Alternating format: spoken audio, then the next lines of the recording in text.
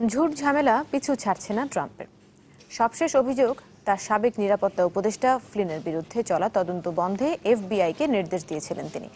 এর জেরে মার্কিন প্রেসিডেন্টকে অভিশংসনের বিষয়টি আলোচিত হচ্ছে বেশ জোরে সোরে।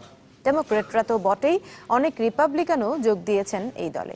তবে আইন বিশেষজ্ঞরা বলছেন অভিযোগ প্রমাণের যথেষ্ট উপাদান এখনো মেলেনি।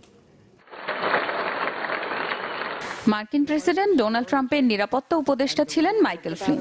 চলতি বছর ফেব্রুয়ারিতে রুশ রাষ্ট্রদূতের সঙ্গে কথোপকথন ও দায়িত্ব অবহেলার অজুহাতে তাকে পদত্যাগে বাধ্য করেন ট্রাম্প।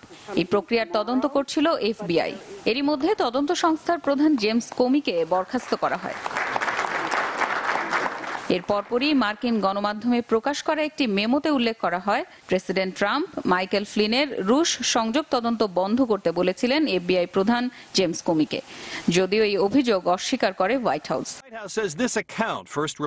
এরপর থেকেই সামনে আসে ডোনাল্ড ট্রাম্পের অভিশংসনের বিষয়টি, জানিয়ে সরব গণমাধ্যম থেকে শুরু করে ডেমোক্রেটরা, এমনকি কিছু রিপাবলিকানও।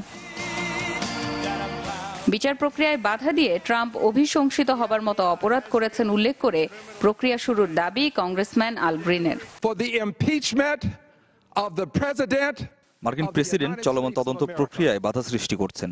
তার নির্বাচনী প্রচারণা ছিল রাশিয়ার সাথে সম্পৃক্ত, তাই তাকে অভিশংসন করা উচিত। অভিশংসন নিয়ে রিপাবলিকান পার্টির মধ্যেও চলছে আলোচনা সমালোচনা।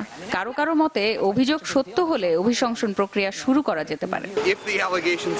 যে অভিযোগ উঠেছে তা অভিশংসিত হবার মতো, প্রক্রিয়া শুরু হবে কিনা তা নিয়ে সিদ্ধান্ত নেবেন আইন বিশেষজ্ঞরা।